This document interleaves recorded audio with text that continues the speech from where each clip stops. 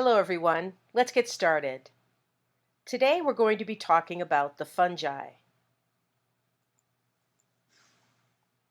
Our objectives include characterizing and classifying fungi, comparing and contrasting them with bacteria. We'll talk about a couple of the common saprophytic molds, and we'll discuss the features of microscopic forms of fungi, including yeast and mold. It's important to know that what we'll discuss today is just a little bit of what's known about these fascinating organisms called fungi. We could spend an entire semester discussing this group of organisms, but obviously we don't have the time to do that. So instead, we'll just have an introduction to them and how they apply in terms of microbiology. The fungi are eukaryotic organisms. If you recall from early on in the course, we said that fungi can take many different forms. There are many different genera and species of fungus in the world, and depending on which type of fungus you're talking about, they can be unicellular, they can be multicellular, they can be microscopic, they can be macroscopic. And the same species can take a different form at a different life stage. They are very complex organisms. Now, with regards to microscopic fungi, they can take both vegetative or cellular and non-vegetative forms. The vegetative forms include yeasts and molds. The non-vegetative or non-cellular are spores. Now, I've got an asterisk next to the word spore here because it's important to know that fungal spores are very different from bacterial spores. Remember, bacterial spores are survival structures. The bacterium, if it's able to sporulate, basically goes through a change and becomes a piece of genetic material, a piece of DNA, wrapped in a very hard capsule. Fungal spores are very different. Fungal spores are not survival structures. Fungal spores are reproductive structures. Fungi create spores in order to spread their gametes or their sex cells throughout the environment. So we're talking about two very different structures when we talk about bacterial spores versus fungal spores. Now, when it comes to macroscopic forms of fungi, in terms of vegetative, we have mycelia. And mycelia are highly branched filamentous structures that grow under the ground. These mycelia can be enormous. In fact, several of them have been identified that cover acres and acres of land. These are single organisms that are branched out across great distances sometimes, and because they're underground, you would never know they were there. There are also mushrooms above the ground that are macroscopic forms of fungi. What mushrooms are reproductive structures for these mycelia. When it comes time for the mycelium to reproduce, it sends these mushroom structures up above the ground in order to disperse those reproductive spores. Now, fungi are unique in other ways as well. They obtain their nutrients through absorption. They absorb nutrients right through their cell walls and their membranes. Can you recall what the fungal cell wall is made out of? We discussed this when we talked about cell wall materials. Fungal cell walls are made out of a carbohydrate, remember, called Chitin, that's right. Chitin is a strong carbohydrate, not quite as strong as peptidoglycan, but still quite strong. You also find chitin in the exoskeletons of insects. The last thing for us to know very generally about the fungi is that they are primarily aerobic in their metabolism. In other words, just like humans, the fungi tend to require oxygen in order to make their ATP. There is one big exception to this, though, and that's the yeasts. Yeasts are actually aerobic or anaerobic, depending on the environment they find themselves in. That's a pretty good trick, isn't it? Let's take a minute now and compare some of the traits of bacteria compared to the fungi. When we compare them to bacteria, the fungi can actually tolerate much more acidic conditions, like the conditions that you would find in certain vegetables and fruit. Fungi can also tolerate an environment that has less available water in it compared to bacteria. Now, on the flip side, it turns out that bacteria are better able to tolerate shifts in osmotic pressure when you compare them to the fungi. Let's go through these one by one. Up at the top of the slide, you can see a picture of a tomato growing in someone's backyard garden. This tomato has blight. If you've ever grown tomatoes in your garden and you've seen this black spot on your tomato, it's a terrible disappointment because this tomato won't be good to eat. This is tomato blight, and it's caused by a particular type of penicillium mold. Fungi have no trouble growing on acidic vegetables like tomatoes, but bacteria cannot tolerate the level of acidity that you would find in that vegetable.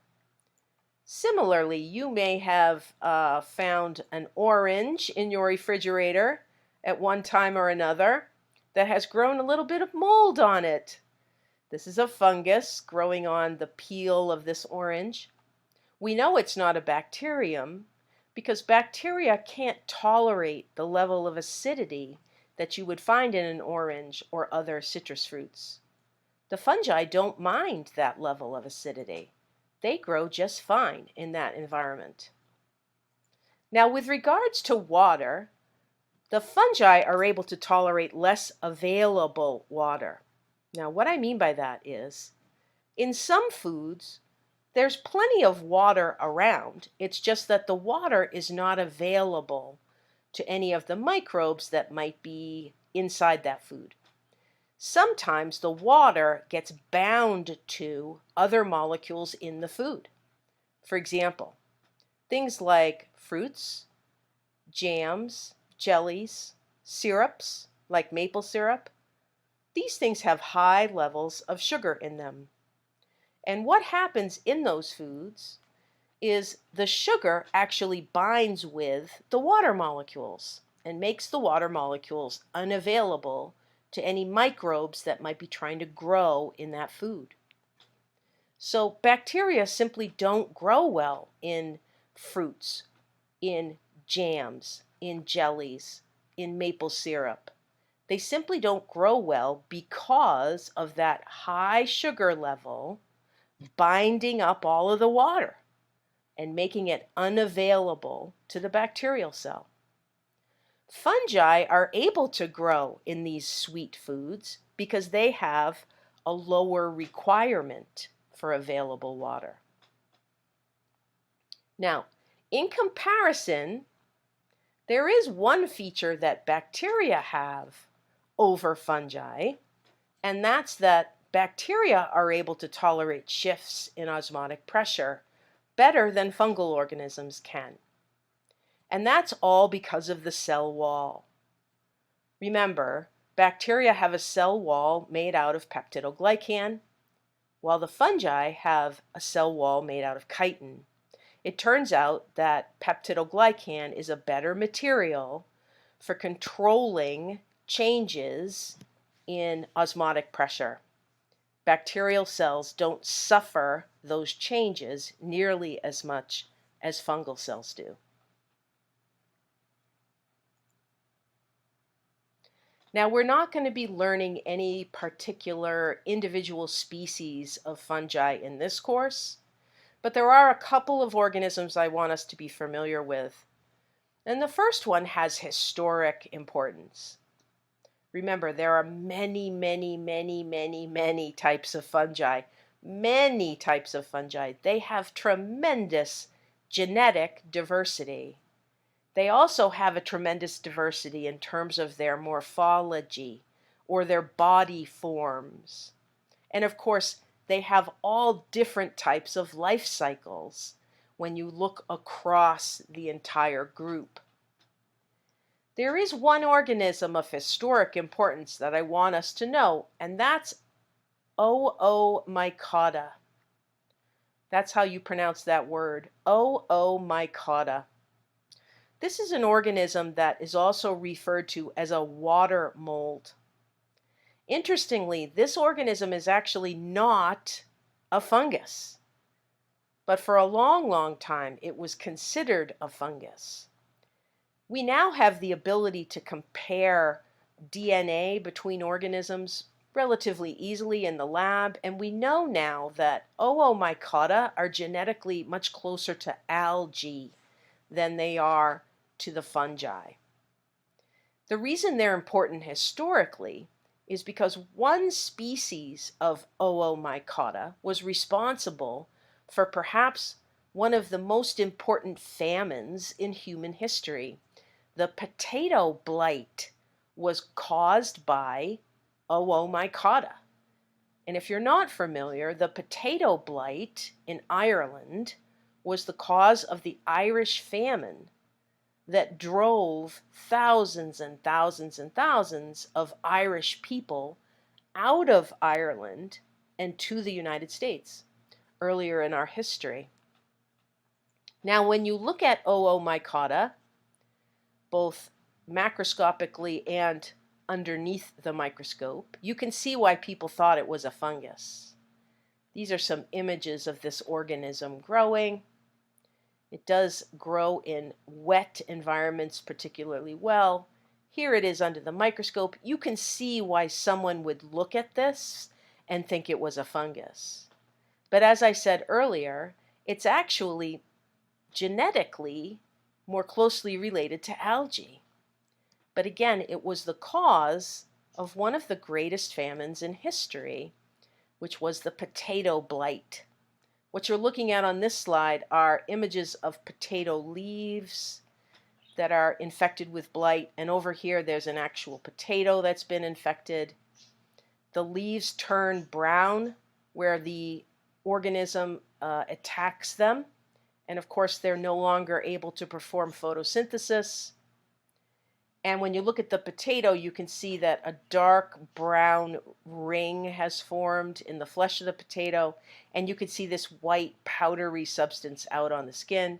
These potatoes would shrivel up and basically die underneath the ground, and they were inedible.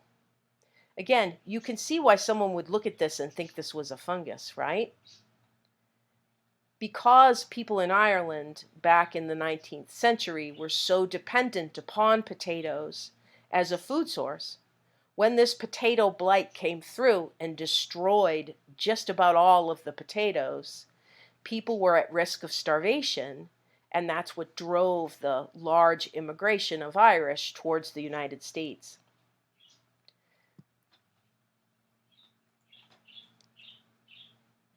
Now, the other type of fungus I want us to be familiar with are generally referred to as saprophytic fungi. So again, this isn't a single type of fungus. This is a group of fungi. And these particular types of fungus obtain their nutrients from dead organic matter. So these are fungal organisms that will attach themselves to dead things in the world, out in the environment, and they will break down that dead material and take nutrients from it. Saprophytic fungi are extremely important to us in the environment because without them, a lot of matter would not decay in a timely way. Saprophytic fungi are not particularly pathogenic. In fact, they're not pathogenic, generally speaking, except in a couple of rare instances. People who do not have a functioning immune system can become infected with a species of saprophytic fungi. So think about people, for example, who are suffering with AIDS. It's possible for them to pick up an infection, but other healthy people would not. Now, I've got some individual species of saprophytic fungi listed here. These have some practical interest. There's a group known as the Zygomycota, and in that group is an organism called Rhizopus stolonifer. That's a mouthful. This is a type of saprophytic fungus that can grow on bread. This is one of the molds that tends to grow on bread. This is a black mold, though, not that bluish green mold that also grows on bread. There's another group called the Ascomycota. Asco translates as sac. These are the sac fungi. There's an organism called Saccharomyces cerevisiae. You may have actually heard of this organism if you're a baker, if you like to bake bread. When you go to the store and you buy dried baker's yeast, that's this organism in its yeast form. Brewer's yeast is also Saccharomyces cerevisiae. This is the type of yeast that's used when beer is made. Last on this list of saprophytic fungi are the Basidiomycota. Basidio translates as club, so these are the club fungi. There's an organism in this group called Penicillium, and Penicillium, of course, is the fungus that creates what we call penicillin. This is a fungus that creates an antibiotic in order to protect itself from invading bacteria. Aspergillus is another one in this group. Aspergillus is one of the few important fungal pathogens. Aspergillus is a problem on some grains. It can grow on grains in large storage facilities, and the problem is that it releases a toxin that can cause disease in humans.